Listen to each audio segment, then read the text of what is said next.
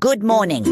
Welcome to the world of conscious positive thinking with MJ, where your thoughts become your power and your mindset becomes your compass. MJ is here to guide you through a journey of self-awareness, emotional mastery, and empowered living. Find us on the web at mbradio.us. Want to make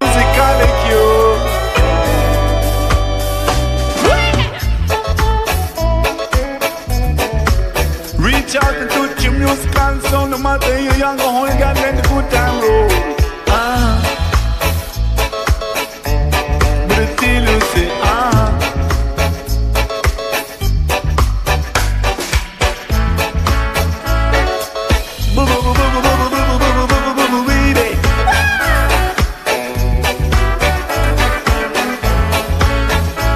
right on.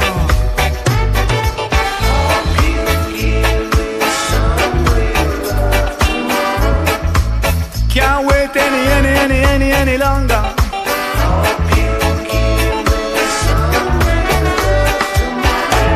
My love cannot linger.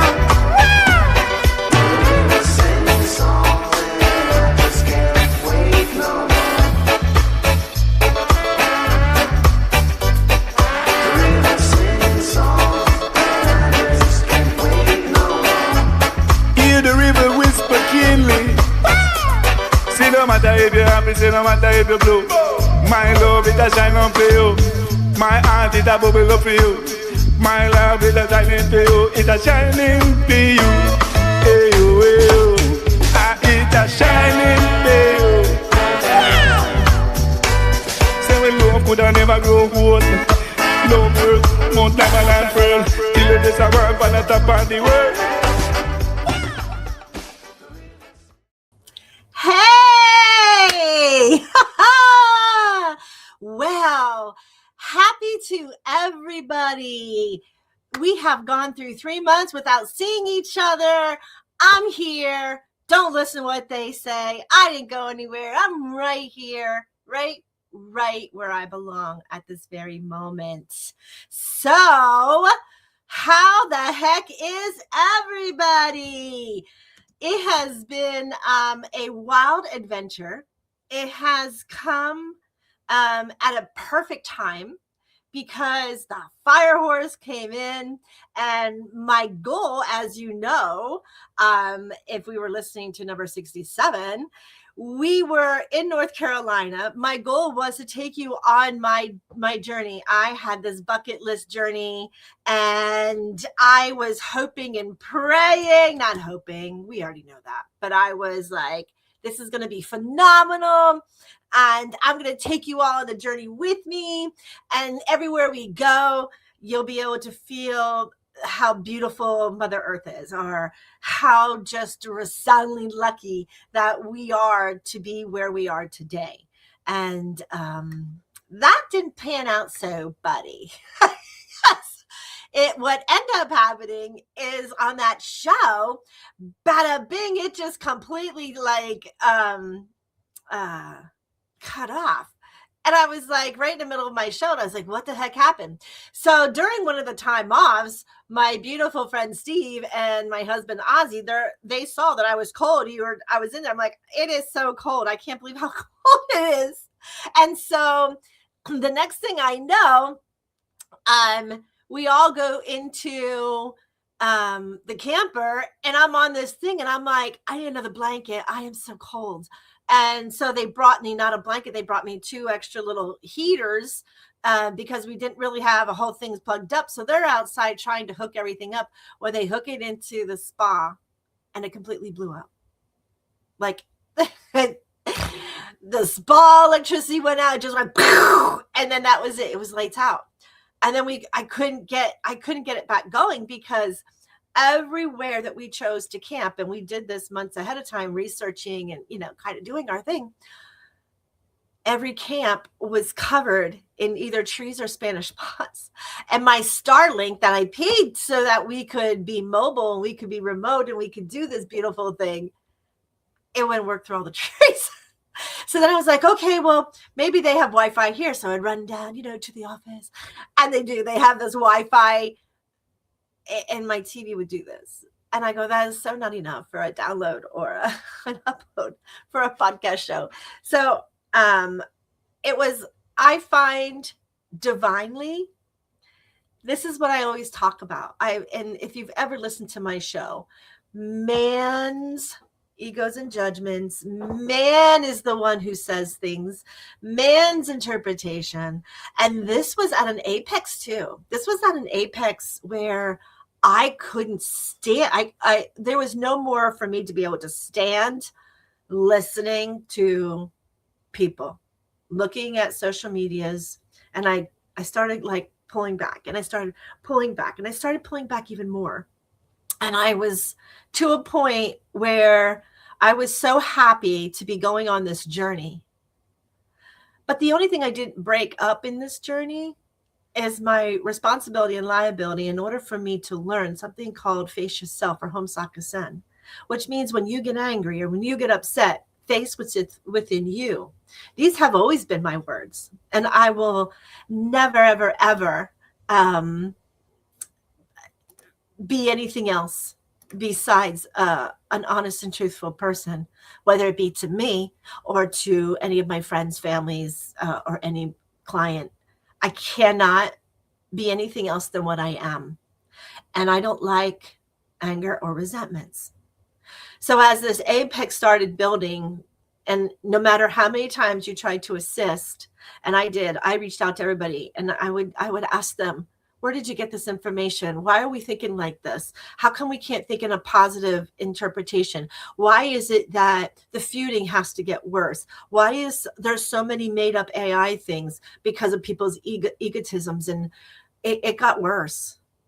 It got worse and worse. And I thought it was going to get easier, but it got worse. It was really, truly to a point where I could no longer logically understand the people I was around, whether it be my MBR family that I'm here with or outside associates. And I would stay away from those. I would only go to the ones that I felt peace in. Well, that's divisional. That's not what I stand for. I hope and pray, and I don't hope.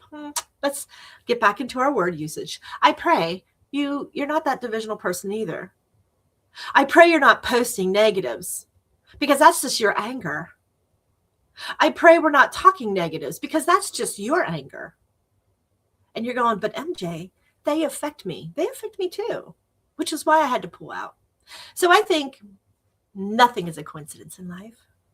So as this apex started to build more and more and more, and the year within internal family stuff, more and more and more, it was an apex for me to go to temple. It was an apex for me to just bow out gracefully and say, I need help. I need to separate myself. I need to remove myself from this energy that the sheep are flooding into. Yep, we're sheep. Somebody says an energy, and we all hoard to the energy. And there's some of us that when we hoard to the energy, then we start breaking off, going, oh, I don't like this. I don't like this. And then all of a sudden you become your own family again. You're not the sheep. So when you get to those apexes, it's those apexes that I encourage each and every one of us to become conscious aware. I had to.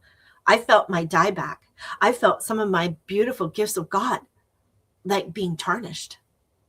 I felt that people thought I was egoic because I'm trying to turn their point of view. I wasn't trying to turn your point of view. I was trying to ask you to further your perspectives, not take my point of view. Find a perspective of not just the path that the sheep went down, right? That's what we have to do. We have to find those, because when we find those beautiful things, then everything lays fine. Everything just becomes all one. But there's a big division right now. Even if you follow Schumann's resonance in the lines, and it went purple, then it went blue, then it went black, completely black. Now, I think that had something to do with our beautiful Artemis 2 and our integrity team up there. I think some of that had, especially if people are using Starlink, it really, truly did affect our satellites and our links that were up there. But then you're feeling so nostalgic, and you're feeling so patriotic, and you're feeling all these other beautiful things because here we are. Right? Here we are. We're back into that realm of just living in awe, living in peace. So I took my hiatus and I went to some, and it's so funny because we didn't work it out this way, but everywhere we went, we had 13 different stops. And except for the Miami, I came out of remission and it kind of delayed us. We were in Miami for 40 days before I was able to move. And that's okay. I still got to do my caravan. I still got to do some things, even if I didn't have my legs at the time. It's okay. You know, I've if anybody who has had a handicap or an illness that is so current and just continuous in your life, you figure out ways just to push through it. Even though everybody wants to help you, you figure out ways to push through and go, no, I got it. And then with that same illness, you literally have to come back into center and tell yourself, you're not dead. You didn't die. So enjoy your life, enjoy what you have. Right. And I constantly, when I come out of these residual or these remissions, I have to do that. I have to just remind myself, you didn't die, so just get going, right? My dad used to, any football player out there of my father's or anybody who knows of his coaching, it's like, if you're not dead, get up off that field, push yourself to the sideline. He was very strong, very strong. I'm not going to say dictating. I'm not going to say all those words. I'm going to say he's strong, right? What he wanted is to make sure you were strong. He wanted to make sure that you knew how to push forward. He wanted to make sure that small things in life, yes, it can be painful, like our heart, like our soul, like our mind space. But you need to power through these things. You need to find that conscious positive. You need to find the courage, and you need to find that ultimate faith that knows I either learned something, I was a catalyst for something, or I had to find that piece of my heart back. As a spiritualist, remember religion, spirituality, consciousness, right? This is the realm of vibration to the aoric flow patterns. If you believe in aoric flow energetic systems, I do. I believe that divine exists in such a big way. I believe our creator in such a big way made us. I do believe that we reincarnate. I believe that's why Christians became the first of our century, not millennials ago, right? I do believe that. I do believe they were representing the world at large to say, you've lost your way, right? What's the prayer? We all know it. Father, forgive them, for they have lost their way. Father, forgive me, for I did not know. I am very sorry, right? Ho'oponopono no. It's a Hawaiian prayer.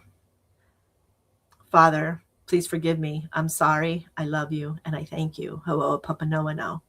And that's a beautiful mantra for people to come back into the grace of divine God energy. Ho'oponopono no. Right? Father, forgive me. So that's Tahitian. And then you have the Catholic, which is Father, forgive me, or the Christianity, Father, forgive me. Yeah. So it all comes back twofold around the world. So today, let's get back into what does today represent. So today is April the 13th. 2026. The resulting number is a 7. So angel number 7, here we are. And the angels ask that you take time to sit in silence or meditate. Its great wisdom can be bestowed upon you when you allow your mind to be at rest and when you connect back with your creator. You're being guided to embrace your predestined sacred contracts. So dig deep back into the heart space, back into our soul. Trust that God will assist you to advance accordingly and to evolve graciously. Your angel power word today is guardian angel. May your guardian angels always stand across from you, always take care of you. But really look for them if you are in a state of anger, a state of fear, a state of anxiousness. Call upon your guardian angels. It is the power word today. Maybe because it is the 13th, which is a 4. Miracle numbers of 4 always bring the angels in on 4s. So maybe today being just the day itself, not the whole month, day, and year, maybe it's plausible that we can just say thank you to our guardian angels. Gratitude is longitude. Longitude is gratitude. The longer that we say something, the more that it comes back full force, right? It's manifestation of repetition. I am thankful. I am grateful. I am thankful. I am grateful. I am thankful. I am grateful. I am even thankful for the air that we breathe. So remember, that's a really good power word today, guardian angel. But now we break it down. So the numbers contain 32, right? There's a 3 and a 2 between the 13 and the 26. So it says it is a very important to listen to that inner truth and to stay on course that you know is right for you. When you, meaning general, right? So general is you. You don't be swayed by others' opinions at this point in time. Trust your inner compass to guide you perfectly along the path that you are destined to take. Courageously, we move ahead with an open heart. Oh my gosh, I'm laughing all the way through this, and I should have read it prior to, but I didn't. I don't believe in coincidences. I believe in divine miracles of God who put it here. I just got done talking about trust your inner self. Trust what you are saying. Don't just, be passive. No, don't be aggressive. Be the passive. Let it out there. Let your truth be out there. Tell them where they can find it. And if they don't, then that learning life lesson of despair and anger and frustration is on them. And here it's literally saying what I said. The path that you are destined to take, courageously move ahead with an open heart. Your angel number also contains the number 41. Your guardian angel stands beside you each and every day, and their unconditional love for you is unending and pure. They invite you to connect with them daily and talk with them just as you would talk to your best friend. Isn't that beautiful? That contains the number 41. Your angel number also contains the number 26. The angels know that you feel empowered when you feel compassion for others. They now ask that you feel that same compassion for yourself. Self-love, self-learning. There it is. It is very important that you say no to requests that make you feel uneasy. Do not. I am laughing from ear to ear because this all goes right back into my opening about balance, compassion, and alignment, right? You don't have to. If you're a black sheep, then get out of the circle. If they're going to talk about you, come out of there. This is not a lesson that needs to be learned on a daily practice every day. This is a lesson that you have to go through. You pull yourself out. MJ, where'd she go? I went to temple. I couldn't do it anymore. I had to pull out. As sad as it was. And knowing that there's some who desperately need help with their psychological minds, of their thinking patterns that have been brainwashed into some of these. It is sad. I had to undo the brainwashings in order to have my balance and my alignment and see the opinions and see the fights on each side. I had to come out. But the more that I stayed in with society and with all of technology stuff, I can understand an uneducated person being pissed off today. And here's the other thing. Everybody went to school for something different. You can Google your own percentages because I'm not going to put the datas up, and I'm just not that person. But you can do your own work if you don't trust what I'm saying, which I wouldn't these days. I would trust of love, balance, and alignment, but percentages, I'm going to tell you, there's these percentages that people post up. You're looking at them going, how could they be so diverse? Because are you asking a diverse crowd? Are you asking an opinionated crowd? Are you just randomly asking people that you don't even know? I don't know. Where are you taking these tests? Are they balanced? I don't know. Well, nobody knows. Anyway, going back to our angels, I'm laughing because it's everything I want to talk about today. You can't make that shit up. Anyway, they are now asking you to feel the same compassion for yourself. It is very important that you say no to requests that make you feel uneasy. Trust these situations and these sensations and within your body and your mind, that these are your inner compass points, that they are leading you. Your soul is leading you down, and we need to become aware of those and become conscious of those. Angel number also contains the number 13. The ascended master is with you, and they are going to deliver the answers that you require. You are about to receive an indigenous download. Ingenuous, not indigenous, ingenuous. I'm back on the Indians. Receive an ingenuous download that will highlight a solution or steps necessary to shift a situation that has been stuck for a while. A positive breakthrough is on the horizon. That's beautiful. That's just beautiful. Okay. I need to grab a drink and I need to take a break. I'm well over my 15 minutes. Little practice makes perfect. So what we're going to do, I am going to be playing Quacker's emotional line, and then we'll be right back. Here we go. Even ducks know the calmest waters come after the storm. Whenever things get rough or it feels like you're at the edge, remember this: storms pass. Tough times don't last, but tough people do. Dream big, start small, but most of all, start. Whenever things get rough or it feels like you're at the edge, remember this: storms pass. Tough times don't last, but tough people do. You're stronger than you know and braver than you feel. One waddle at a time. Whenever things get rough or it feels like you're at the edge, remember this: storms pass. Tough times don't last, but tough people do. The station where our veterans' voices are heard. MBR Talk. Hey, thanks for supporting our channel by watching and listening. Find us on the web at mbradio.net. Okay. Mr. Beaker. Let me just get some of my notes up.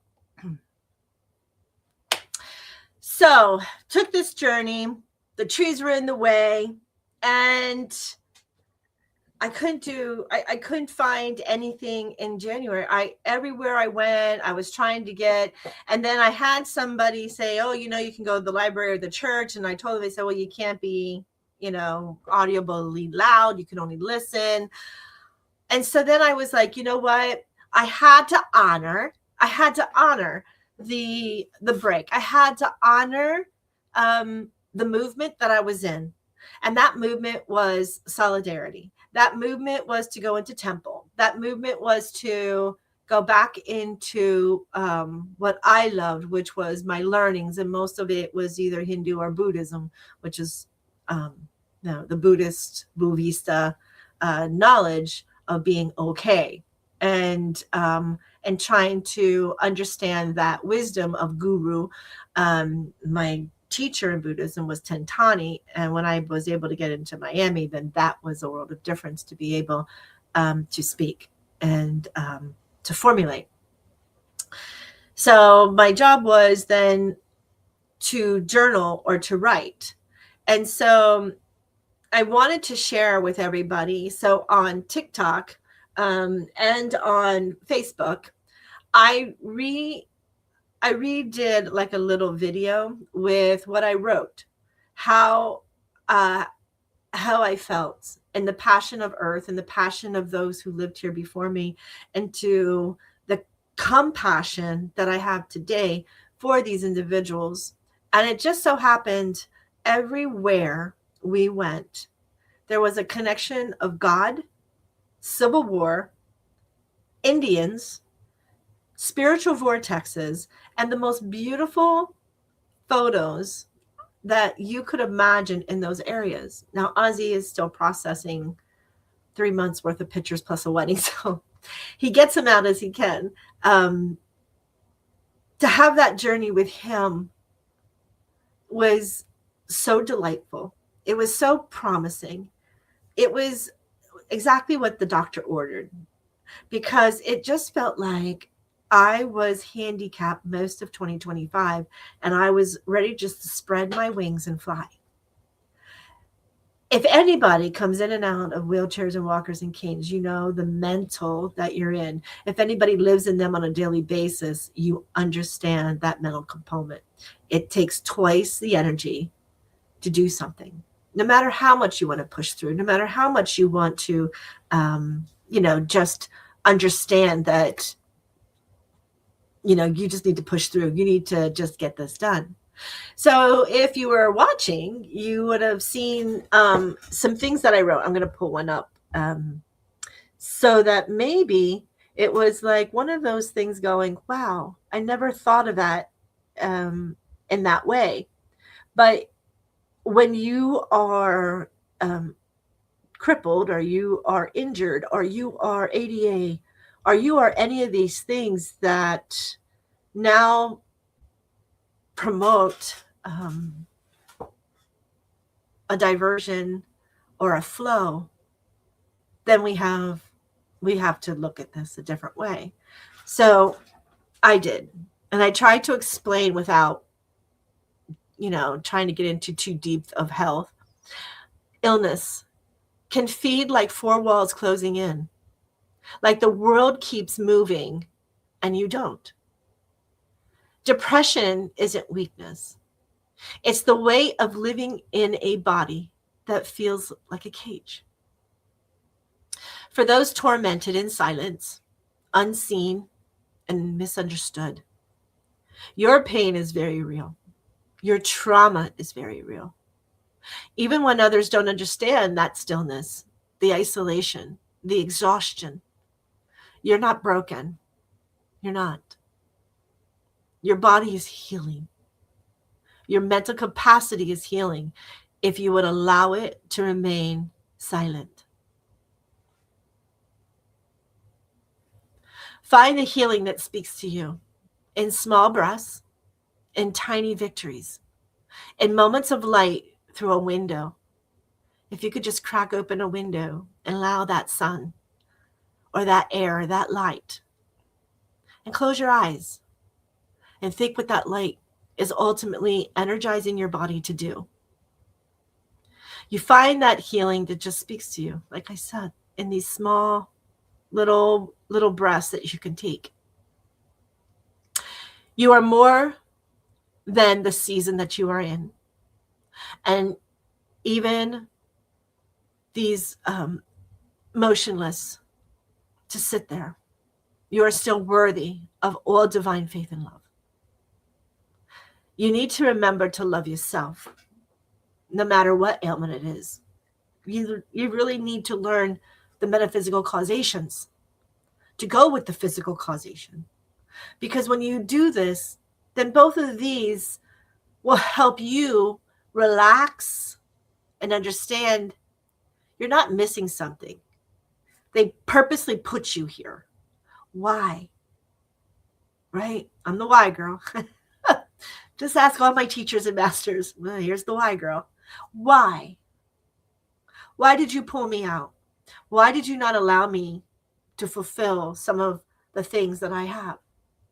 Is that a pattern that I have? Like, I questioned, is it a pattern that I had to break? Is it because of the energy? I have a master who doesn't really believe. She believes in zodiacs to a certain point, but she also teaches to believe that every zodiac that you're under, whatever a negative attribute to that energy born in, Capricorn in my, for instance, anything that you find can be off balance, you yourself have a capability of fixing it.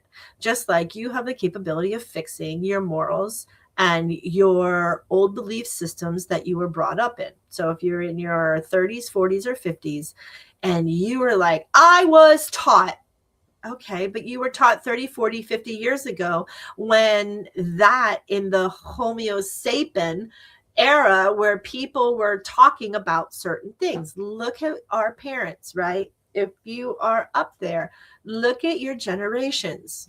Your great-grandmother went through the Depression. Think about it. My great-grandmother, she went through the Depression. My grandmother went in through World War, later, World War II. My mother, Korean War, Vietnam War. Like, these belief systems of how life was then and what was going on within the political arena and our Department of Defense. Remember, there's two. I can't stand that either. I can't stand cancel clearly. Please heal yourselves with political differences. There are political science and there is the Department of Defense. Unfortunately, the president has to put two hats on. He has to give a vow and an oath like every veteran did. And every veteran, honor your commander-in-chief. I mean, that's number one rule. You took the oath, you signed it, you wore the uniform.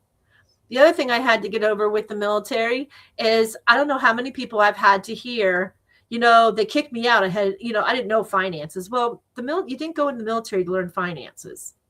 And then you're yelling at them because you made a choice. And, Tantani and I went through this. And I'm going to say it with conviction. My voice is not going to change with conviction because it is the truth. You make a choice. When you make a choice, you have to understand that it's going to have a realm of things going with it. You made a choice to leave because you were either in a poverty situation, an unfair, what you would call, it's not even unfair, I shouldn't even put it out there. You didn't have the financials to go into college. You didn't have parents who were pushing you into a learning state of mind. So if we have parents who didn't go to college and you're like, well, I made it without going to college, right? Now all of a sudden you're taking on something that you have to work twice as hard in order to make a life living. But then we want to cry that there's not enough money, that a minimum wage goes up. But if minimum wage goes up, everything goes up. There's a true imbalance. And I don't want to use this word illogically, but it's called illiteracy. We have a lot of people who don't understand our judicial branch, our executive branches, even with Biden.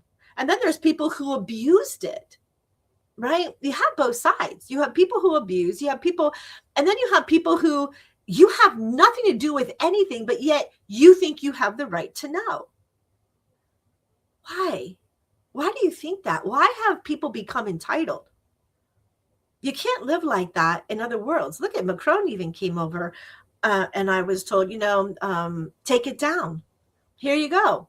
Take it down. Why? Because if you take down like Europe's doing, you'll get fined. They will come to your door, knock on your door. They spend more money on listening to everything on social media that you're writing and typing. And if it is false and it does not follow their narrative, tell me some of these European countries are not socialists or communists. Come on. They knock on your door and say, take it down. So there's no more freedom of speech. Well, there is freedom of speech. But if it is, if you are accusing or you are saying something that is completely false, they're going to tell you, take it down. And they're going to tell you not nicely. So that's why they're trying to make people have more of a conscience. So I believe in that. I believe that you can't just, let's just forward this because you are so egotistically angry about whatever. You're going to forward whether it's true or not.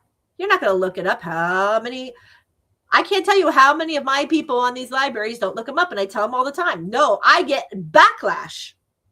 Family, friends, coworkers, I get backlash. I think that's why my 3 months of solitude was the most divine time, and there was smiles from ear to ear, even though I came out of remission. Even though. It sucked. I can't say that, that was the highlight. But there was some highlights in it. We made good of it, but compassion. People generally lost their heart.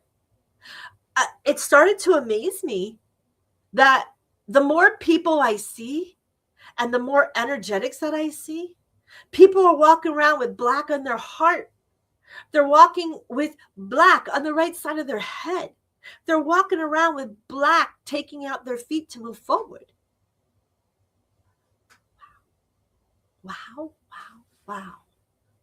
Look at that. What is happening?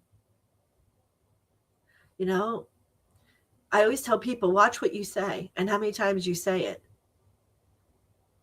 I hear, it's a military station, so we were asked, I was asked twice this weekend, twice, because I wasn't with my husband.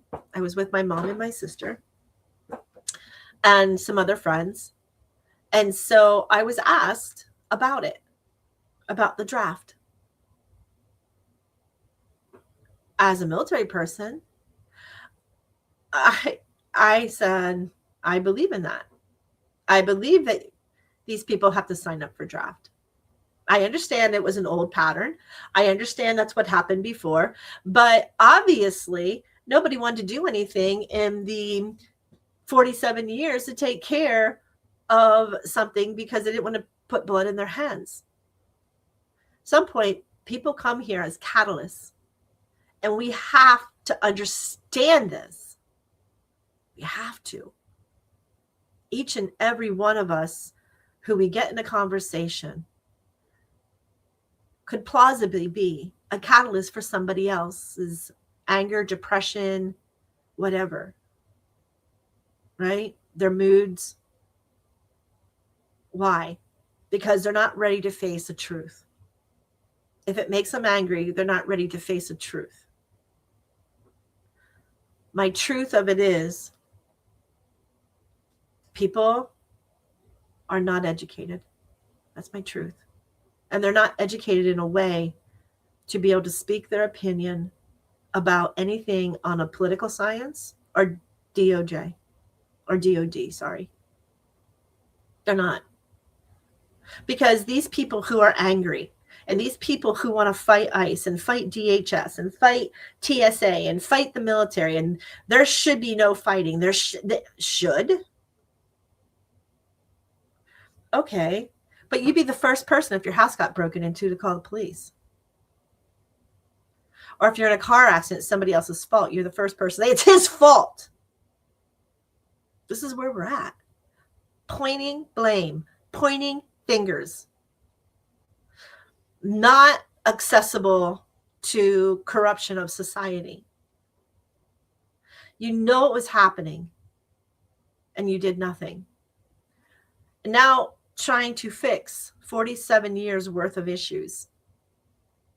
That's hard.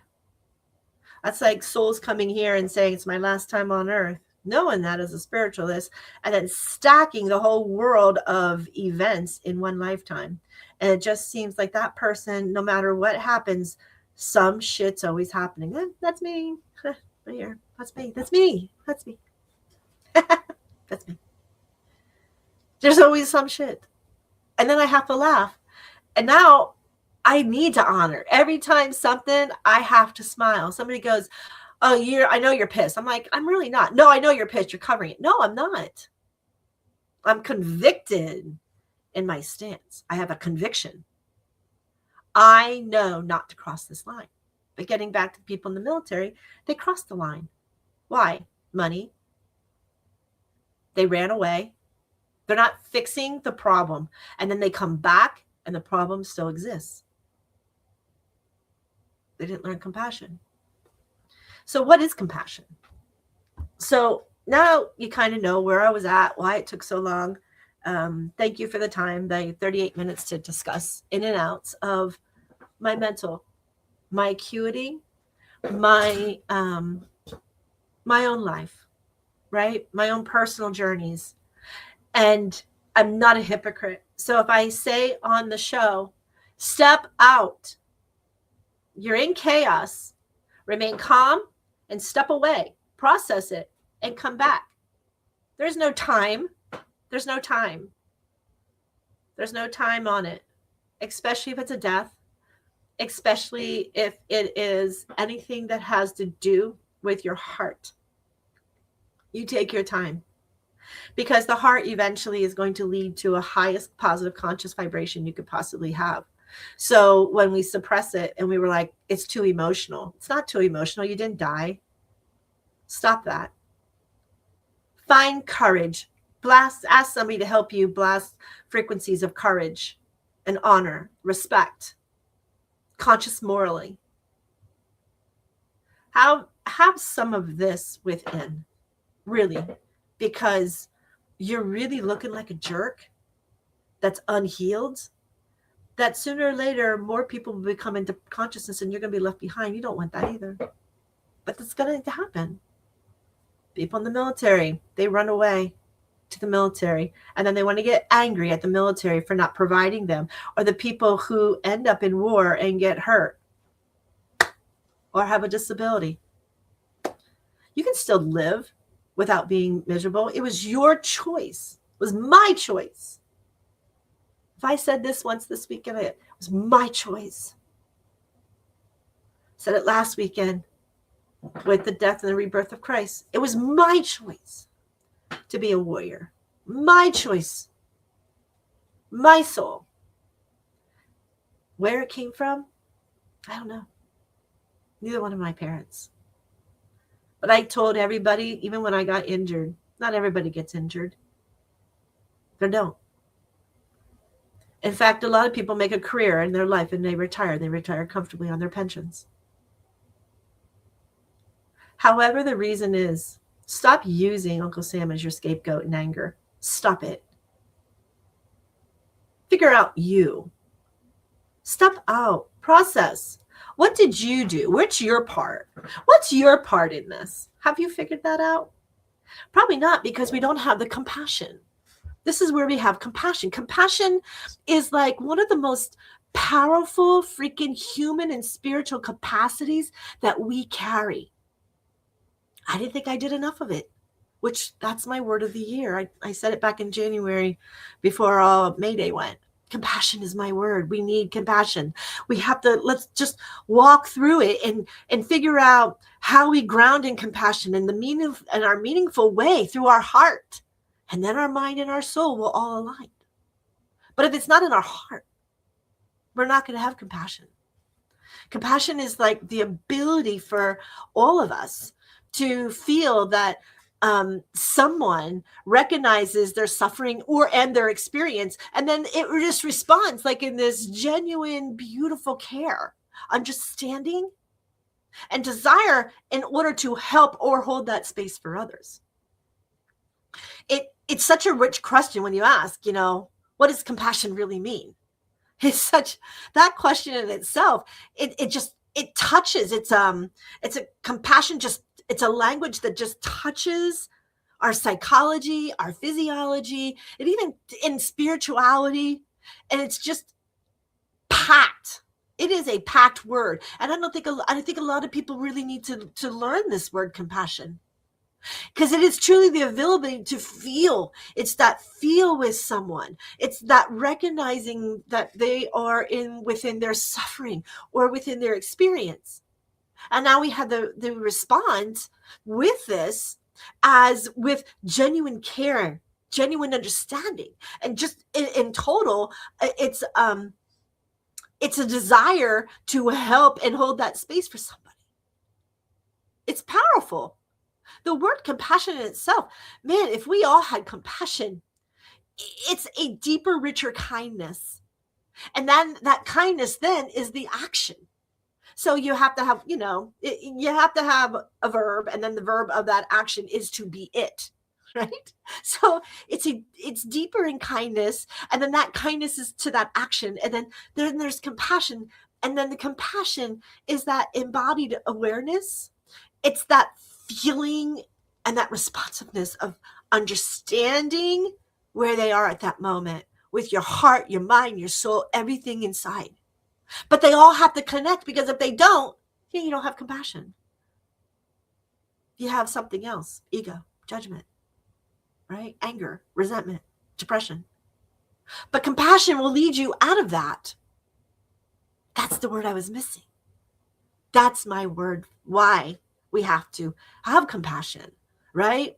It's that ability to recognize somebody else's suffering and to feel motivated to help relieve it and to help assist them relieve it. I'm just going to be a doctor, a nurse, a spiritualist, a counselor, a reverend, a light worker, a spiritual healer, a life coach.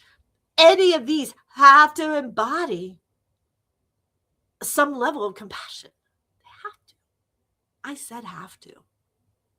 But they get to, because that's their choice. Like the military, that was our choice to go in.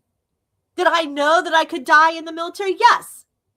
They say at 18, you don't think, yes, stop it. Because it was said, dude, even including death. Well, we didn't read it. That's your problem. That's your ignorance. I know these are big words and they're hard words and they're harsh words. And I know words matter. But this is a conviction, because enough's enough. Enough is enough. You chose this.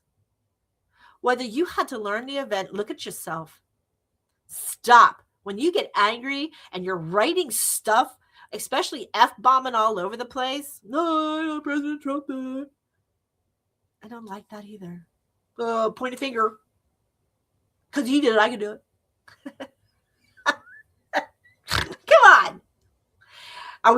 Here you go. Educate yourself. Get an education, because you sound like a kindergartner. Well, he pulled my ear till I kicked him. Go and bit him. I can bite marks. So we learn these animalistic traits in daycare, preschool. So we stop it. Now we're in our 40s and 50s and we're still. Come on. This is what can't happen, especially in companies. If you and your coworkers are that, like that, what a disaster. You better have a strong leader.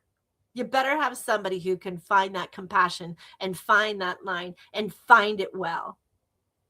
Because you're hurting the people who are contributing or working the most for you.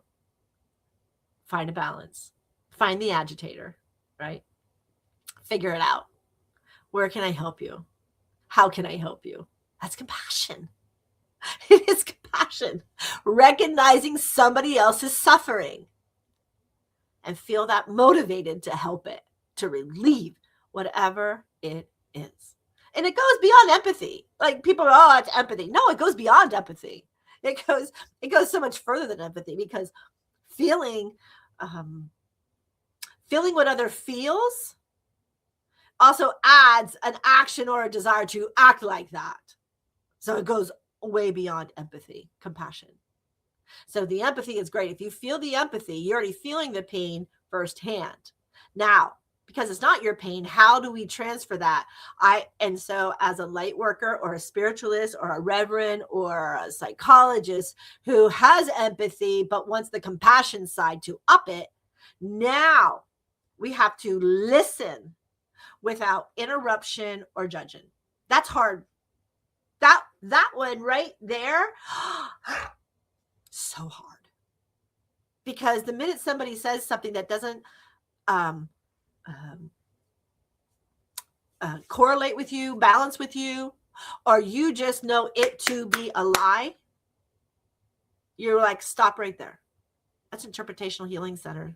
Stop right there. They're telling me that that's not true. God is telling me, look, it's even showing it. We're not touching it, and it's proving it to be. It's not true. So wherever you heard it, read it, or listened to it, please check your sources. Going back to, please check your sources. It's not true. So compassion means listening without interrupting or judging. I failed at this. I continue to fail because it drove me crazy that you're trying to balance something. Not that I'm right, they're wrong, but when you're reading on 11 different libraries that are people, oh, they redact them. That's conspiracy. It's a lot of conspiracy. You can find now everything, including intel, on this damn computer. You just maybe don't have the IT for it. I don't have the IT for it. I let somebody else show me. Show me where it says that. Tell me where it says that. I don't have the IT for it. I have the IT for 11 libraries because you just punch in the library name, you know? So, but that's a big one with compassion. Really, it's probably one of the biggest, which is listening without interrupting or judging. And then we also have offering our help when somebody is struggling, right? So offering help when somebody is struggling is compassion in everyday moments that we see. The easiest form is a little old lady crossing the street. How are we going to help her carry her bags while she carries herself?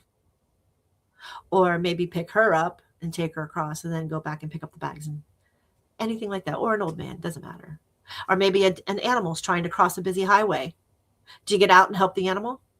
Or do you just go, oh my God, please, please, please, please, and please just stay there? Do you stop and help the animal? I remember python hunting, right? If there was a snake in the road, Ozzy or I would get out of the truck and we'd move it off the road because people run over them. Turtles, lizards, alligators. You know, we can't do deer and stuff because they just run. But these other animals that are so slow, there's hundreds of them dead all the time, especially in the Everglades. There's only one way in the Everglades National Park to get down to Flamingo, one road. And it says, please be cautious of all animals. But yet people fly on that road, 80 mile an hour, 70 mile an hour, straight shot down all the way down to, because 45 miles. But they're flying and they're like, oh my God, I just hit a turtle. It's not, oh my God. You weren't even consciously aware to protect something. You didn't even have the compassion for it. There is a posted speed limit, 45. So you could be able to stop without hitting these animals. Compassion. Another one, being patient with others, making their mistakes. Oof, that's hard. This is what Tintani taught me. This is what the power of temple re-insinuates to me. Are you patient by other people's mistakes? They're not your mistakes, they're theirs. Are you angry? Are you upset because they made a mistake? Are you upset because in your eyes you see it as a mistake, but in their eyes it's not? Mistakes. Always happens. They're always there. We just have to figure them out, right? And then we have treating yourself kindly when you are struggling yourself. Self-compassion. Like self-love. There is self-compassion. If it's not part of our heart, petals, we have 12 of these petals. And if it's not part, we got to make it a part. We have to do it. And we get to do it. We just have to, but we get to. Have to as our leaders or our business people who want to be presidents or CEOs, right? You got to find that compassion for everybody. Are you a populist? I don't mind populist because it's always the majority of people. You'll never make every single person happy. You never will. But you got to remove ugliness from the existence. Some way, somehow. Talking obviously didn't work in 47 years. Just saying. Money didn't work. Giving them things didn't work. Remember, friends and enemies, right? We learned this. Keep your enemies right in front of you. Because you just never know. And with compassion, we've asked, we've talked numerous times. But when you continuously fabricate, lie, distort, and kill people, and the killing has gone over 100,000 people, and there is no justice, it's time, like Moses split the water for the light and the people who had high belief systems of kindness and compassion to get through the waters. And in the Bible, you can even read it. What happened then? The waters came back and drowned all those military soldiers and all the enemies. Right? We were done fighting. But they had to go. So is that blood on Moses' hands? Compassion. What a decision Moses had to make. What a decision. In order to have balance in our life. In order to bring back It's funny. It shows up in the tone of your voice, choices, and even small gestures. Compassion. But we don't see it anymore. Why? Because we're so busy going down the rabbit hole on social and media and streamline media. I'm happy for Take It Down. Because you people speak. And I think when you speak, you should have, there's some type of understanding that what you are saying is harmful and it hurts. And sometimes it takes a while for people to understand, I didn't mean it like that. Well, when you're calling people, what is it, Trump tards or dummycrats or libtards, I think these are some of the names. Well, I have family members. Is that what you're calling my family member? Oh my God, no, MJ. Well, I don't understand. Why would you say such a thing? Where is that? That's not compassion. That's just plain ugliness. Really it is. And just doesn't have a place. It doesn't have a place for me anyway. And so decisions always have to be made one way or another. Because it just doesn't. So how do we learn it? Right? That's the next question. So if that's not going to work, then how do we learn it, MJ? How is it that we can, learn compassion if you don't think that we have compassion? I think compassion isn't just being nice. It's essential in our lives. It strengthens relationships and trust. It reduces a huge amount of conflict and aggression. It improves all of our mental health, both yours and mine and others. And it builds communities where people feel safe and they also feel valued. Because without compassion, people tend to become very reactive, isolated, what's another word? Harsh, ugly towards others and themselves. They went down the rabbit hole, not only with others, they went down the rabbit holes with themselves. So we default to judgment. We separate instead of connect. And we react instead of understanding. Compassion dissolves division. It completely dissolves it. It allows us to see the humanity in others when we have compassion. And it even gives us, when we don't agree, that same humanity. It works both ways, right? If we don't agree, we can still have compassion. And then we don't have division. Words, tones, actions. Words, tones, actions. And if words, tones, actions, you better heal yourself. I have a great guy, Ted Tani. He go to temple. Maybe a lot of people should go to temple. Maybe a lot of people should back out. Really. Back out. Shut it down. I, for one, I didn't remove them as friends. But there is some where it's like, I don't want to see it anymore. They're not allowed to even write on my stuff. I don't want to see it. I don't care what they write. Because they're two different people. They talk one way, and then you can see what they write on everybody else's stuff. It's horrible. So you're only pretending to be this. You're not that. You're not true. That's not compassion. And that's not even true to you. You don't even honor yourself. You don't even love yourself at that moment. To speak one way and write disgustingness on Facebook. And then you're supposed to be a leader or a president or a senator or a governor or a CEO. Like, how can you, why? You're only really hurting yourself. And you're upsetting the people who feel like, oh my God, I'm in this bread wrapper with it. I don't want to be in it. There's a domino effect because you don't have compassion. That's compassion. Compassion just dissolves that division. they're like, but MJ, I understand. I fell in it. I did. I was telling some of my family members and they just blew it all up and I was the worst person on earth. I understand you. I get it. I get it. Oh, she has 9 years of education. Okay. But that doesn't mean you could have 100 years of education. You could be an ongoing freaking person who does nothing but study.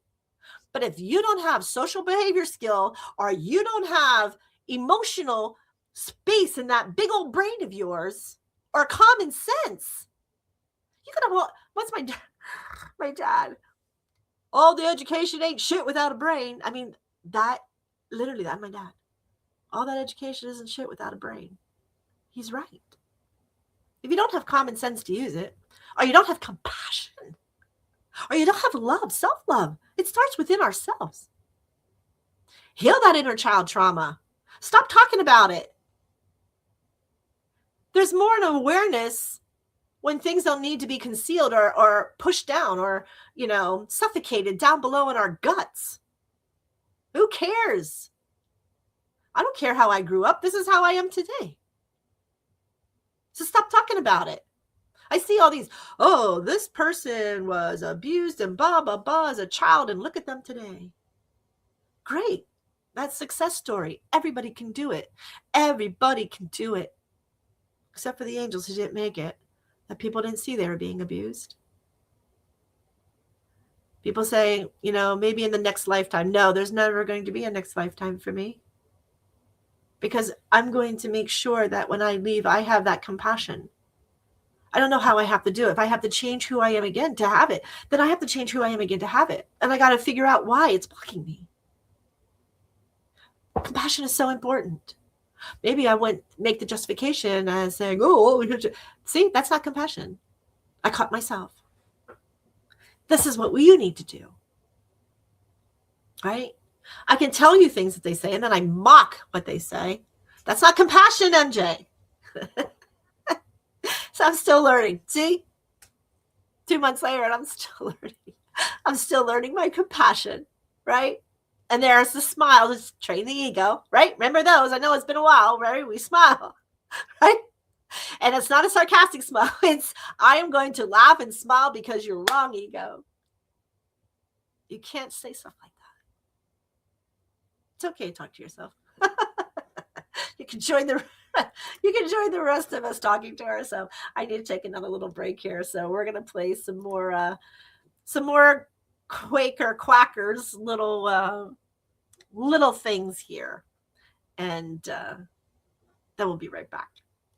You're listening to The World of Conscious Positive Thinking. It's a channel right here on MBR Radio.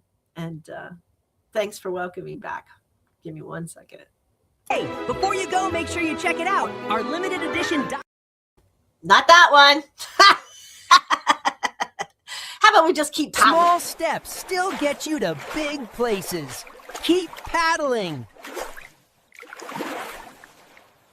Whenever things get rough or it feels like you're at the edge, remember this. Storms pass. Tough times don't last, but tough people do. You've got this. Even if today feels tough, your best chapter is just around the pond. Whenever things get rough or it feels like you're at the edge, remember this. Storms pass. Tough times don't last, but tough people do. Hey, before you go, make sure you check it out. Our limited edition dye-tired shirts are in the MBR shop for $25. Don't miss out. There we go. So, hey, the dye-tired, let's talk about that. Up here in this top box up here, I don't know which one you're at, but maybe it's this one. Yeah, maybe. So it's like a little QR box. It has a little cute duck in it. And here, I'm going to blink it. So if you want to look at it, because it's a widget, so let me take it off. Oh, now I'm going to put it back on. There it goes. So we're rounding down. This is Tard and Terry had taken this on for promotions and for donations. So I believe that it's coming to a close. So you might want to check that out. before they actually close. There's Terry on the thing. I see you. Hello. Good morning, Miss Terry. So that's her box with Die Tired. They are Die Tired shirts and MBR shirts. And that is to help the collective. And that is just another event here on MBR. So check it out. Put your little phone. People go, oh, you can't do I learned a new trick. You can. So if you just hold your finger down on the actual thing, it'll sooner or later pop up, like a couple of seconds, and it'll pop up a link. So it does work. You don't have to have another phone to this or print it. Like, yes, they're my world. They're my IT people. Oh, there she is. Terry. Thank you, Terry. Here, let me just post that up. Yes, she's closing them out on April the 30th. So please, that upper one, get them, because they're, we're not going to bring them back for the time. And if we do, it's going to be a different design. So get your design and then you'll have them. And that will be really fun. So, okay, we have to get back to compassion. So compassion, it is truly essential for healing personally and collectively. We have to understand that. Compassion is practiced. It's not memorized. As you just saw, I had to practice because I mimicked somebody. That's not compassion. That is a very hard trait, because my dad, we used to sit at the dinner table where my mom and I were talking about this with compassion. And there was some things that were funny, but there were some things that were so sarcastic. It was kind of sad. And when you think about it, from being a child at the table with the mimicry, whatever that word is, and then into what today, to do that, it truly is a visual of sarcasm, not funny. Some comedians mimic, and some comedians can be very funny, but some people can really go way too far on one side or the other. Not political, just you just went a little too far, and that's the kind of thing where compassion really needs to feed, because so many people's are getting hurt. Is it because we're getting soft? Or is it because people never learned to teach them compassion? Right? Woo! Compassion, it's going to sink. I promise. By the end, everything's going to we have to sink this, because it is truly one of these most beautiful words and learnings that can happen in order to stop division. And I promise that you won't become so reactive, so isolated, or harsh towards others when we do learn this. Even our words will change, because we'll be encouraged by going, well, that's a hard word, right? How can we say this another way? Where's our thesaurus? Get our thesaurus out and start looking for another word to try to balance with those who are already politically conscious. That's not political science. I don't know how many times I said about the Native Indians, they're like, they're not Indians. Oh my gosh. So I started following, because when you're sitting there in a trailer and everybody else is doing something, there's nothing for you to do. You start thinking. So I started following this thing, Madison. Oh my gosh, compassion. It literally shows you how far left these kids in this state were taught. And then it brings you back into a state of peace, a state of not speaking like that, a state of acknowledging, going, can't you just, it is such a learning of compassion. I love that show. So look at it. It's called Madison. It's on Paramount. There's only 6 right now. I don't know how far they're going. It's with Kurt Russell and Christy Brinkley. No, can't remember her name. Maybe. Anyway, I don't really know actors' names, but it's called Madison. And wow, eye-opener, like major eye-opener. I don't go to New York. I don't live in New York. I don't like going into New York. There is just, they're not conscious of personal space, in my opinion. And so there's so much crime. I just don't go. However, all that is true. You can see this life of these kids being brought up in such an environment. And so when we talk about compassion, we also have to talk about inner healing, because we are sourced by our family, number one, as we grow. The first 5 years of our life already is going to tell us what we're going to do, because we've already learned the socialisms, the behavioralisms. We've already learned what the child can or cannot do, which means we take this as a child and we get it into a higher realm so that when we become parents, this child can't speak. This child you're to be sitting there. Okay, there's a lot of demands that the child has to learn up until 5 years old. And one of those, most of us as parents, including myself, miss, is the compassion. That is that side. How do we learn it? Our awareness, not suffering within, ourselves or others, our perspective talkings, ask, what might they be going through? I've never gone through that. Learn it instead of arguing with it. Try to be compassionate of what they're going through. Do you ever see the signs? If there's one thing that we can all be and doesn't cost us anything, it means be kind. You ever see those signs? You don't know what somebody else is going through. It's compassion, right? Practice kindness. Small, consistent actions. Just minimize them. And we do small, consistent actions matter more than these big gestures that we can do. Oh, I screwed. I'm just going to buy them something. That's not compassion. That's trying to buy love. That's trying to buy the affection. That's trying to buy the friendship. That's trying to buy that. That's not true. Right? So small, consistent actions, right? They always do. Self-compassion, treat yourself with that same care, that same love, that same admiration that you'd give a friend. Treat yourself like that. It all starts with us, right? You're not going to do Reiki on somebody when you haven't healed the majority of your chakra centers. Why would you do that? Why would I allow somebody to put their hands on me like that, knowing that they're crossing that energy into me? I wouldn't want that. I would never want that. I don't need extra lower vibration. I'm spiking to be a higher vibration, right? So I wouldn't want that. So these are these things. These are the ways that we have to understand. These are the ways that we have to learn compassion. The last one is mindfulness or reflection, which means it helps you pause that instant of reacting. Does that make sense? Okay.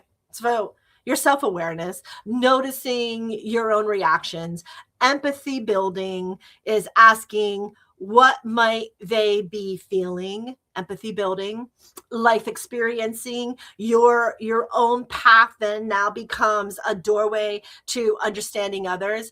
And then now we still have the stillness and reflections, right? So our stillness and reflections is slowing down enough to feel instead of react.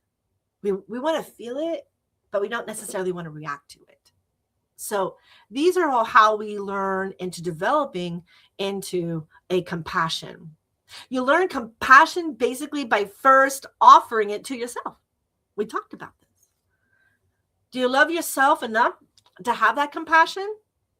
Or when you screw up, you go, MJ, F this, F that, and because you screwed up. Or do you look at it going, oh, surprise, surprise, that didn't work out. Where is my interpretation center? You see how even sounds better? It's even nicer sounding. It's more appealing. It's one of those things you go, why am I so hard on myself? Right? If I've never got into this event or this experience, I can't sit there and be angry at myself. I can only, if it's words, I apologize for my words, actions, right? Choose your words, choose your action, and choose the volume in which you speak, your tones. Right? I get it. Over time, compassion is going to be natural. It's like building a muscle, right? Where is Oscar Mike Radio? Where is he? Where he, he's building his muscles and building his muscles and building and building and building and having these things. Now he's at 315 pounds on I don't know, something. I'm not a muscle builder, you can tell. But yet, here's the endurance, the same endurance. Like, I'm not a muscle builder, but I understand it.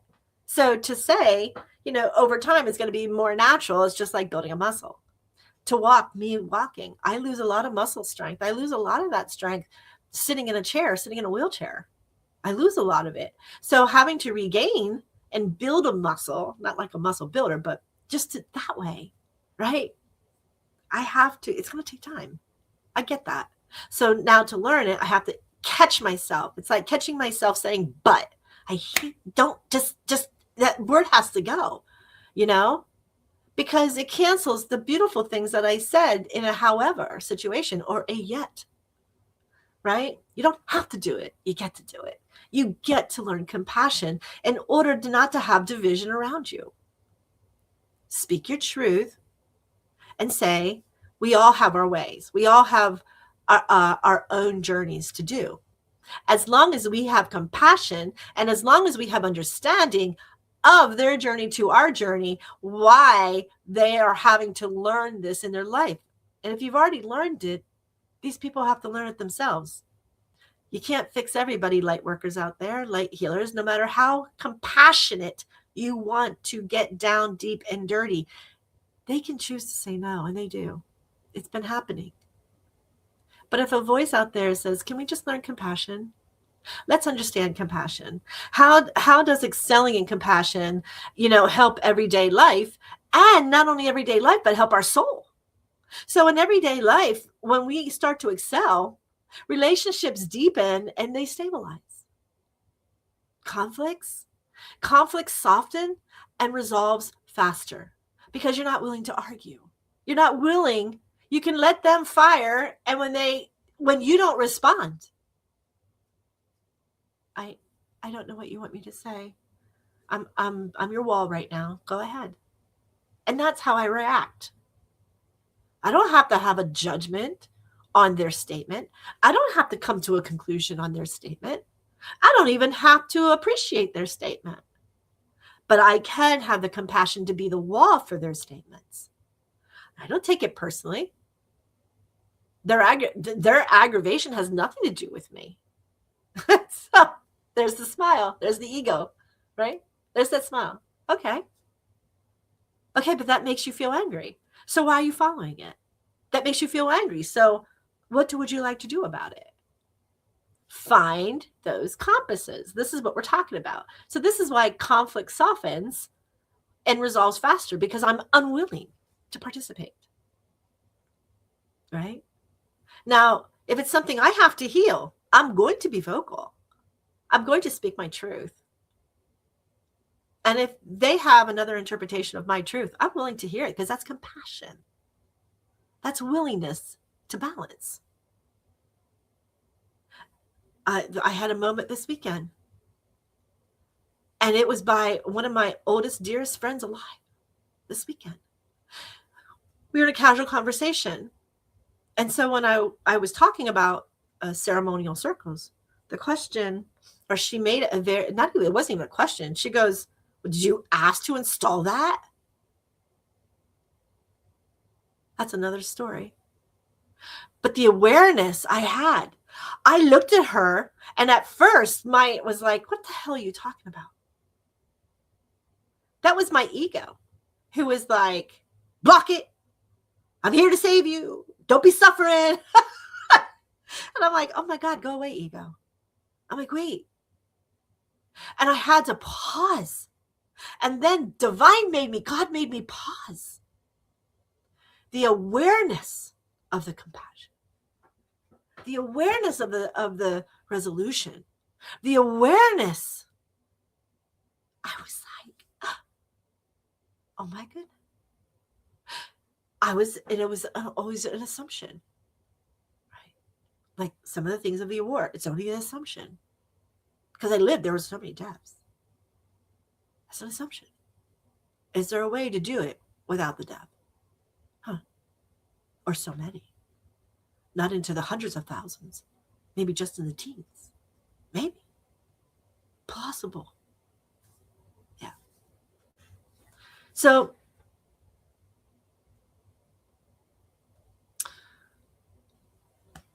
In everyday life, that stress decreases because you resist less and understand more. And this is in everyday life. The awareness, just like that, of the compassion, you can now go, oh my gosh. And now you can communicate with clarity and calmness, right? Now, for our soul, it's a little different. So you can handle stress better. You can communicate more effectively on the practical levels, and you can build deeper, more meaningful relationships. Now let's target the soul. You align with unity instead of separation. Yeah. You release heaviness like resentment and anger. You experience a deeper sense of peace and of purpose. And then you become a steady presence that others feel safe around you. And then all of a sudden you're like a magnet, and people start magnetizing to you. So compassion refines your energy, and it raises how you move through the world with others. It just creates a whole sense of connection rather than separation. And it reduces all the inner conflicts. Less guilt, less anger, less resentments within our soul level, depending on your beliefs of others and your conscious awareness. And then the last one is, many traditions just see compassion as a pathway to inner peace or purpose. And it's true. Because with the awareness of compassion, you have the understanding. And when you have the awareness and compassion and understanding, your inner peace becomes, that purpose, your calm, your calamity. So when we want to practice within ourselves and we want a unity within, scientifically, compassion doesn't have a literal measurable frequency like a sound wave for a frequency journey or that. But metaphorically, in the spiritual language, some people say that compassion has a very, very, very high or frequency meaning. It's associated with calm, openness, and connection.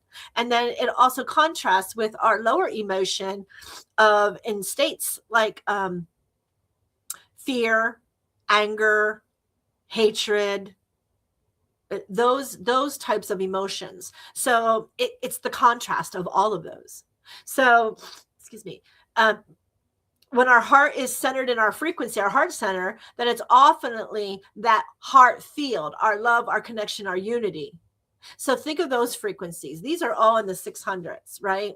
So, and then when you speak of higher vibrations and higher frequency, calm and openness and communication, these are all here. These are our throats. These are in the 700s. These are the 800s, right? So you're looking at these now frequencies in solfeggios, because it's the heart into the third eye, right?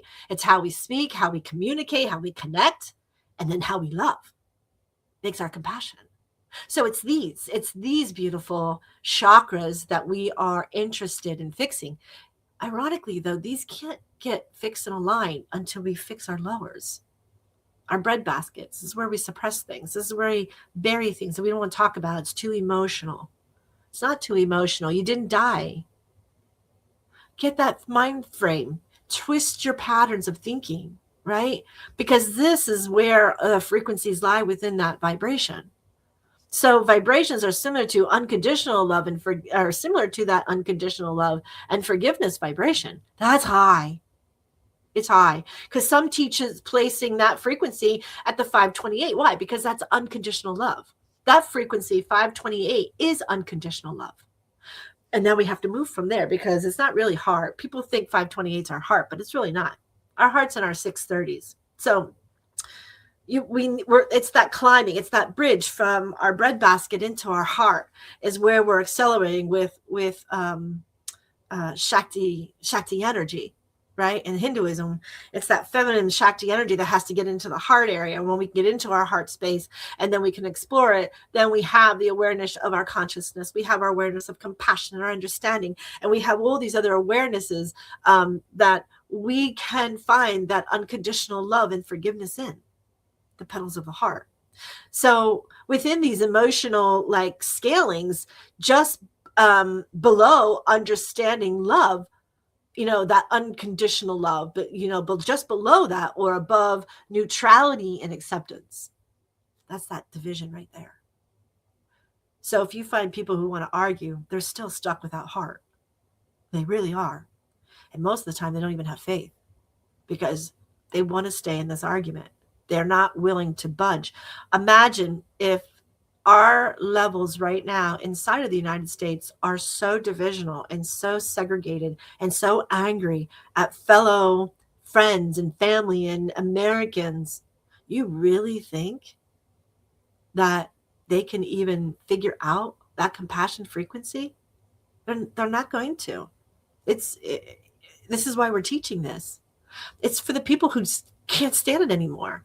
Their stress level, their high blood pressure, their, everything's climbing, their health is coming because you're you're just an emotional wreck.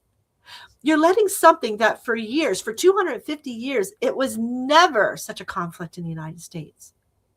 Bring on social media, the awareness how people want to think and not even have an education to think that way, or have an awareness of where to find what is accurate. And then when somebody points it out, they lose it because they'd rather just be angry with that person because they didn't get their way. It's craziness. It's craziness. It's craziness and it's sad. And I'm not quite sure there's another way of addressing it. We have to learn it. And it is about doing due diligence to your own soul so you don't have to come back and learn it again. If you're still angry and the event leaves, but every time you think about the event in your life and you get angry with it again or sad or cry or upset, anything that is not on a higher vibration, you're going to learn it again. Because you didn't learn something that was your part. It was your part of the event. People get divorced. They always want to blame the other person. They always say he, she, and the truth. That's the easiest example. Own it. Own whatever you did. I will never make that mistake again. This hurt. Own why you did it. Did you have compassion, understanding? If you did something against your partner and you didn't look for help first, that's on you. These are all on you. It's a journey that you're going to have to take. You have to explore it. Why did we do this? What was the leading tipping point that said, I'm done, or I had to do something? This goes back all into compassion. Again, we want to associate with 528 and higher frequencies for compassion because that is calmingness, that is openness, and that is connection. And it's amazing when you start wanting to be in that higher vibration or that higher realm of the connection to God. You become aware of these lower vibrations or these lower frequency patterns. And you really, at my point now, I want to cry for them. I tear up when I listen to people. And they're trying to be so, but they're still not looking it up. I could tell you the sky is gray. Show you a picture, the sky is gray. But you look up, the sky is blue. Like, MJ, I'd love to believe in you. I can only tell you what I see. How is it my sky is gray and yours is blue? Well, we all know if you had an education that the world goes around and you have clouds, you have, systems. Yeah. It's a lot to think about. It really is a lot to think about. And I want to pause, but I want it to really sink in. Because what comes up next? Because when you have the compassion, it feels expansive, it feels warm, and it feels steady, and it's never forceful. Compassion. But now here it is. Is there love and compassion? Whew. There can be forms of love without compassion, but they are very limited. They really are. Attachment without understanding, right? Control disguised as you care, the narcissist. And the conditional love. I love you if. It's on a conditional basis. I can only love you if.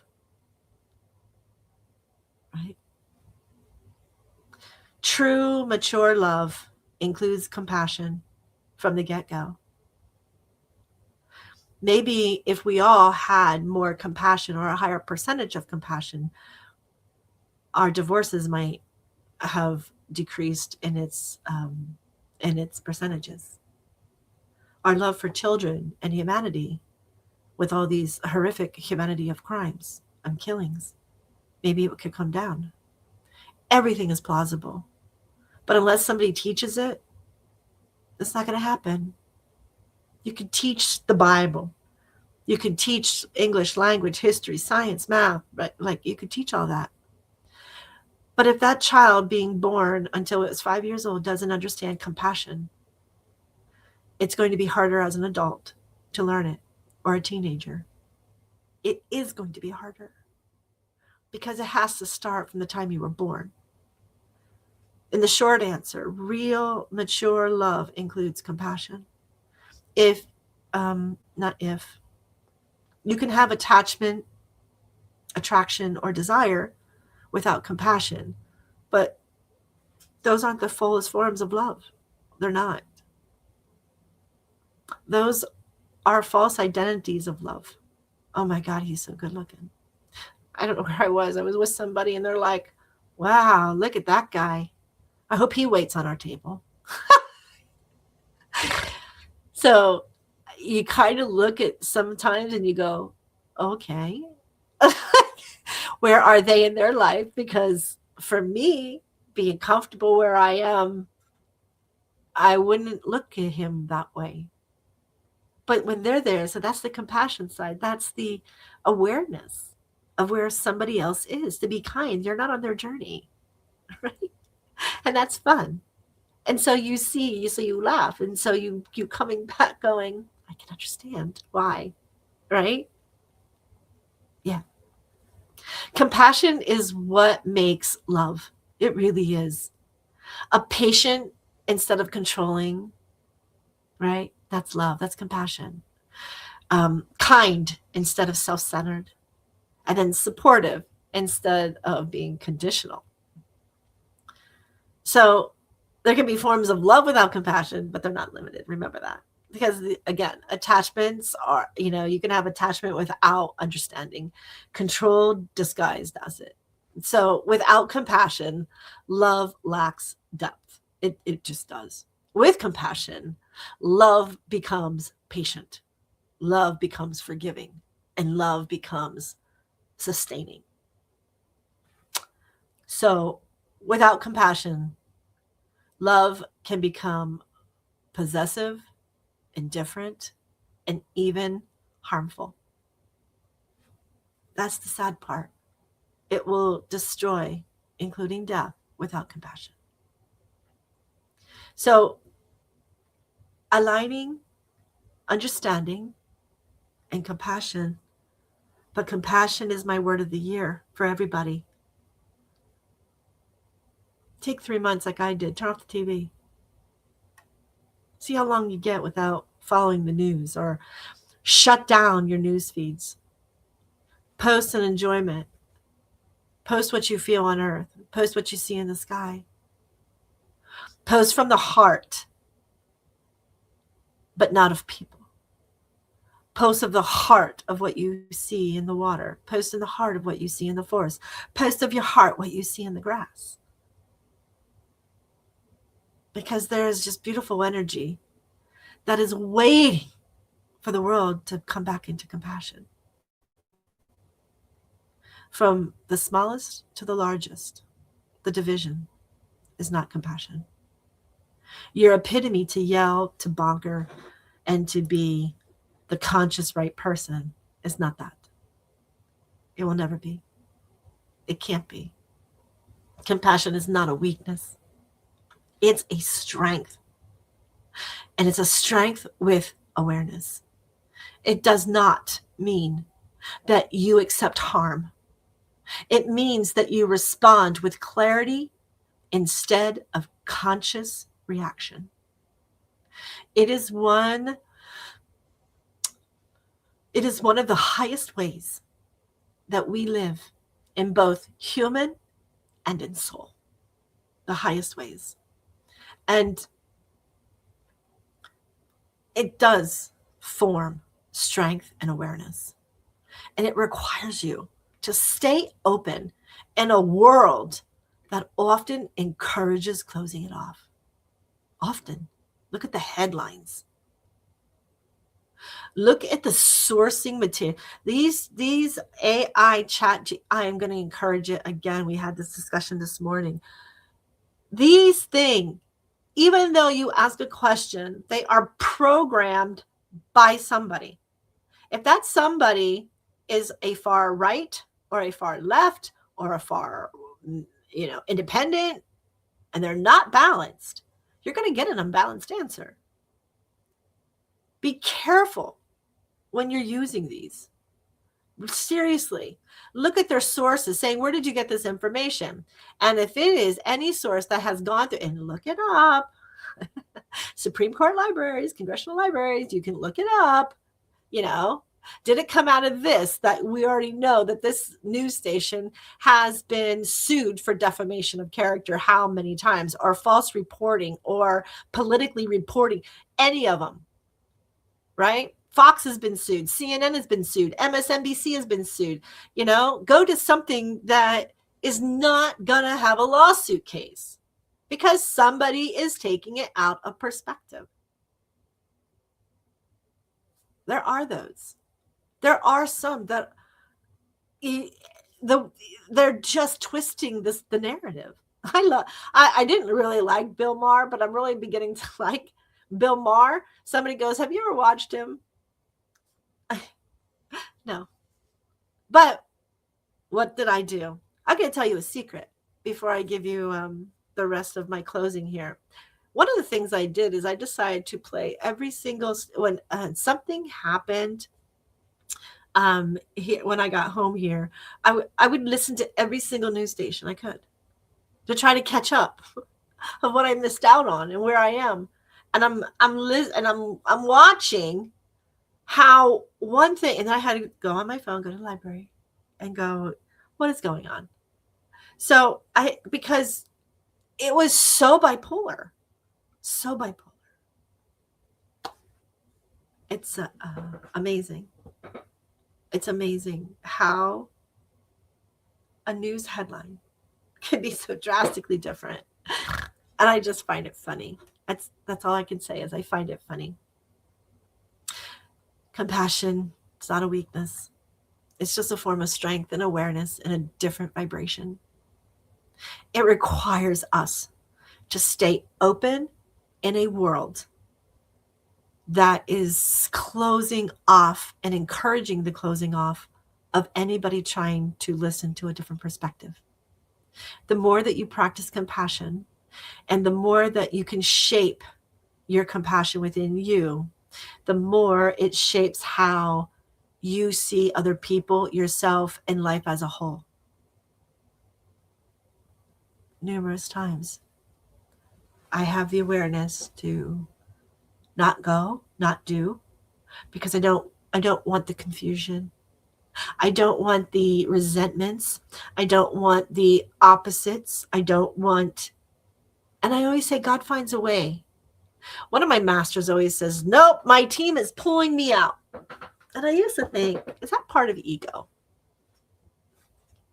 Or is it truly compassion? Is it truly awareness and understanding? Or is it intuitively? Or is it a sensory?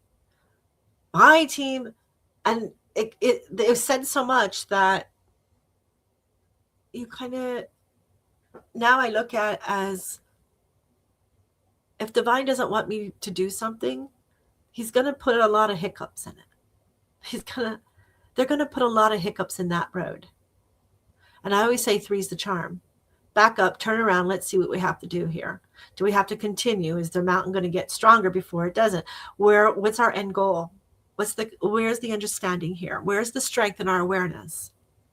It goes back into compassion. I have enough compassion not to go to places anymore because I love and I don't want any negative energy within that surrounding. So it's hard for me, especially when It's and maybe you may find this when you know that others don't think kindly of you, or they have something awful to say, or they're just mean. And you know that. And you know it to be true. In your heart and your souls and your guts. And sometimes you don't even have to hear it. The energy, and that's the other gift. God gave me the gift to see people's energy. I know as soon as I walk in what that energy is. And I love when I try to walk in, or I come into a studio, or I come into something, and all of a sudden that energy tries to shift, and then you get all these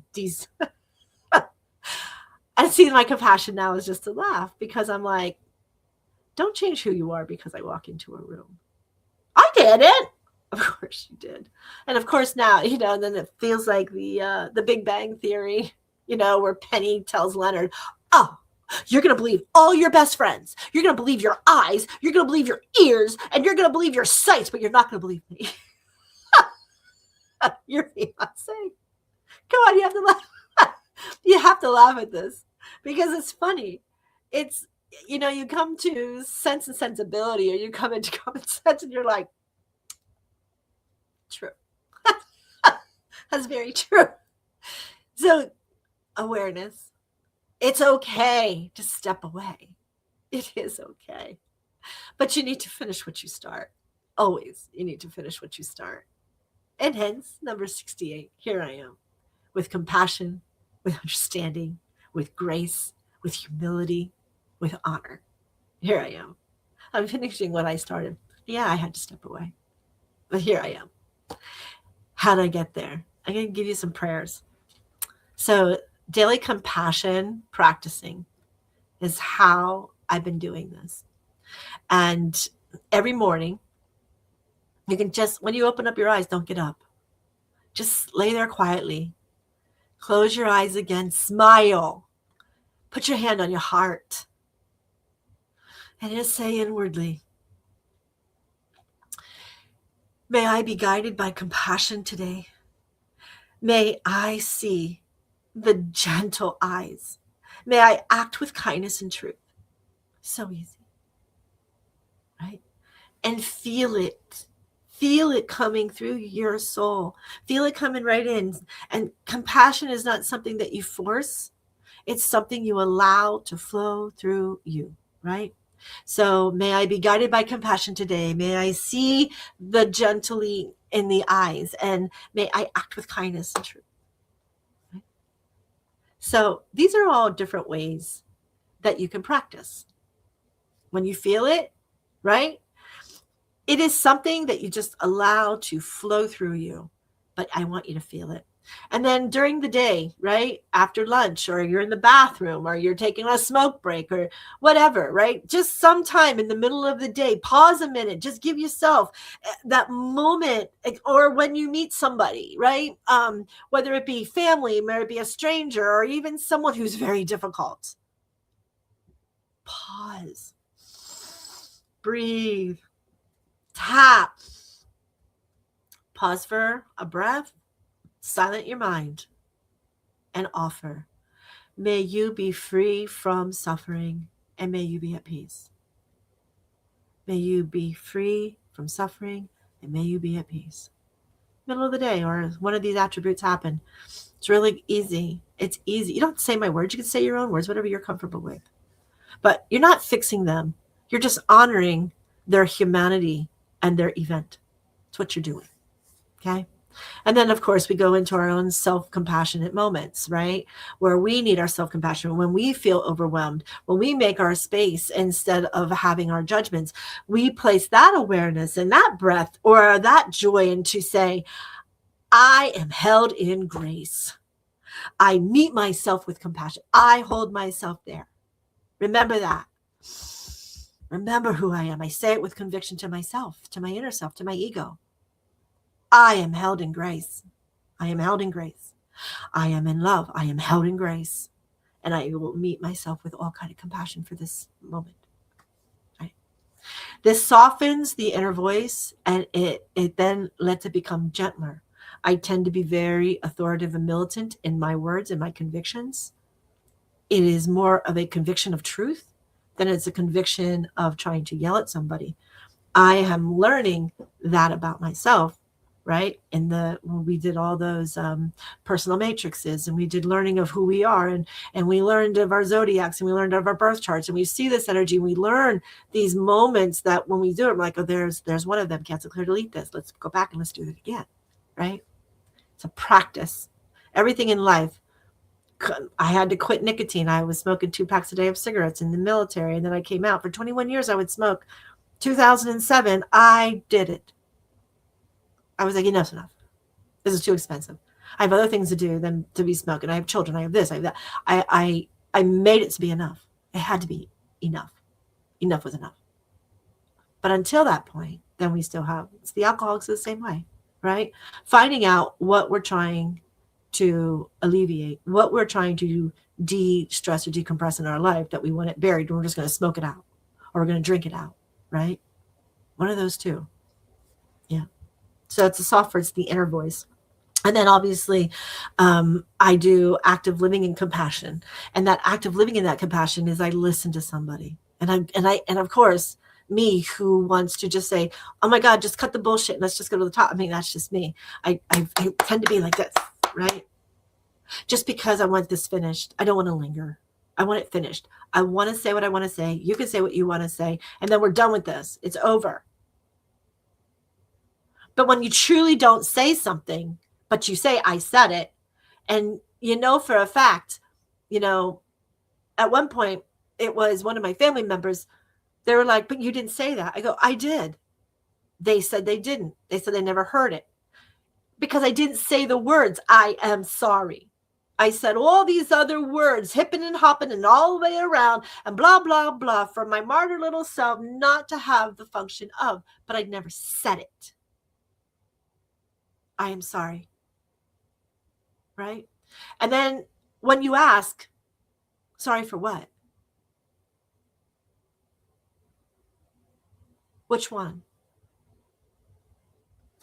Can you even tell me why you're sorry? Can you tell me why I'm hurting? Can you see why this relationship hurt me at the moment? Out of nowhere? Family, friends, co-workers. It's all the same thing. Compassion. Speaking without. So, active living and compassion.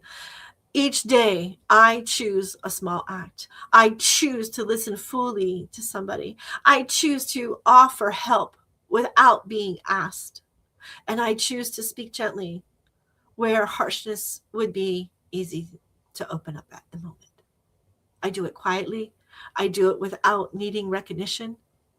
Compassion deepens in humbled expressions. It really does. And then right before bedtime, I reflect on my day. Where did compassion flow naturally for me? Where can I open up more tomorrow with compassion? Where's that balance? Sometimes people can journal. I'm not a big journaler. I'm getting there. I'm getting there with my writing. I'm not there yet, but I'm getting there. I'm getting there to write what's my heart saying and how I see it in consciousness. And that is where I want to stay. So for all that was, I give thanks. For all that will be, I trust divine grace. That's the release of a day that I make onto myself. So, and you can do it too. Compassion is just not something that you create from nothing. It's something that you remember.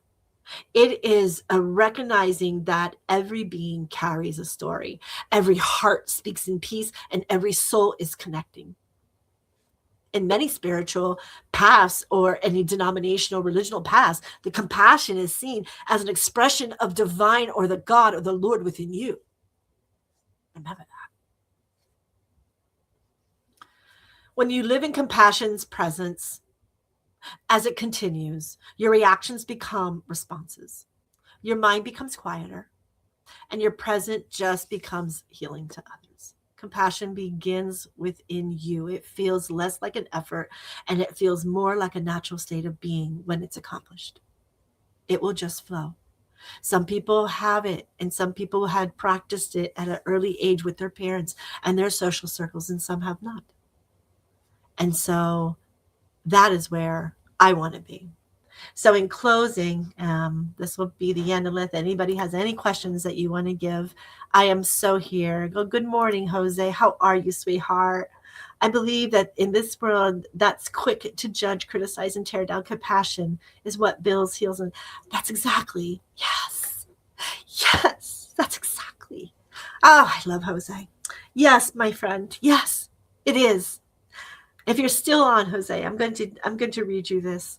Compassion is not just being kind.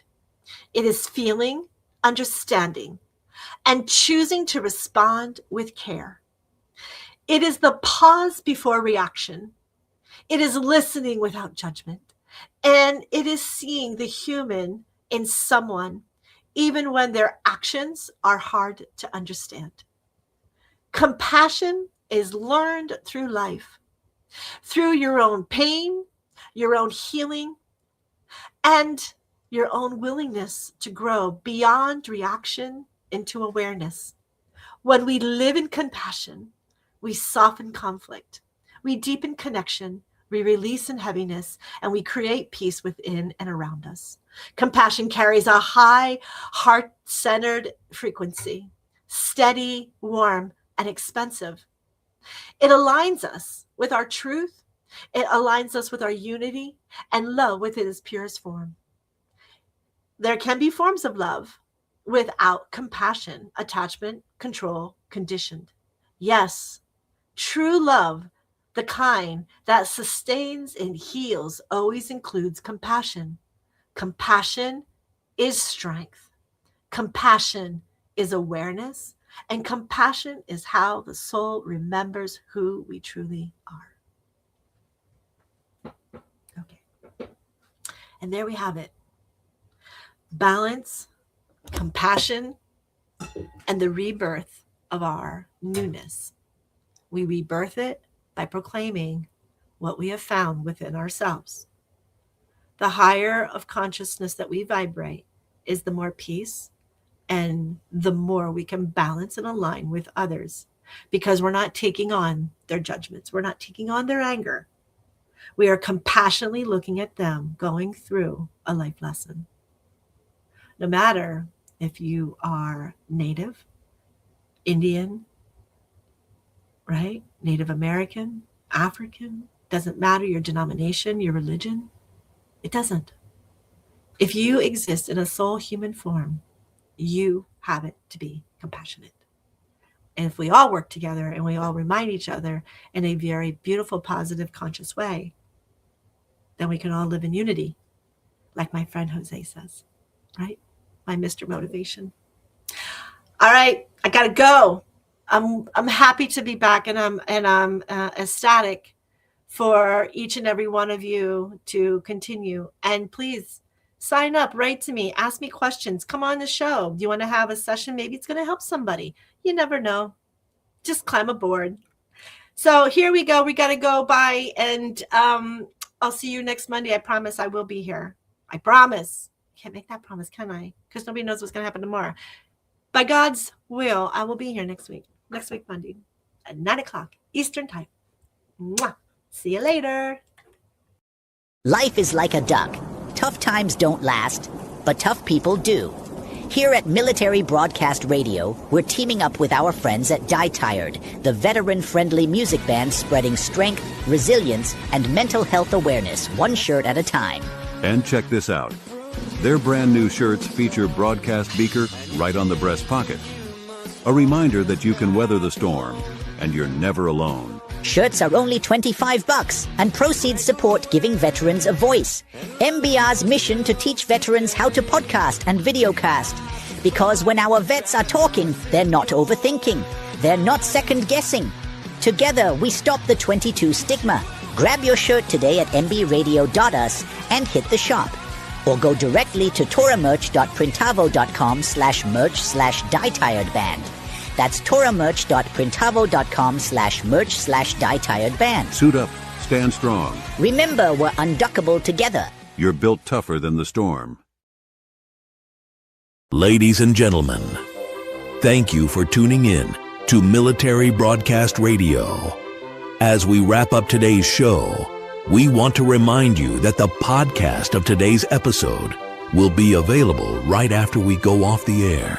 So if you missed any part of the show or want to listen again, be sure to check it out. And remember, we're here to support and honor our veterans. Your stories and experiences matter, and we are committed to giving you a platform to share them. That's right. We're here to give our veterans a voice. So don't forget to catch the podcast and stay connected with us. Giving our veterans a voice.